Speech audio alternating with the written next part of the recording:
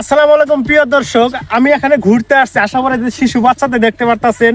আল্লাহর দুনিয়ায় কত রকমের মানুষ আছে, আল্লাহ সৃষ্টি করেছে, গরিব ধনী অসহায়।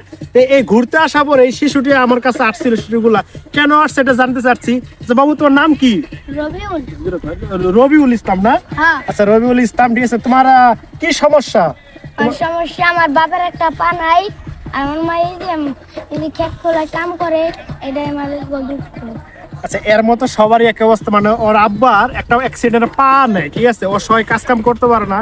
ওর মা ক্ষেত খোলায় কাজ করে। তাহলে দেখুন, একটু বাচ্চাদের তো স্কুলে লেখাপড়া কথা। তুমি কি স্কুলে লেখাপড়া করো?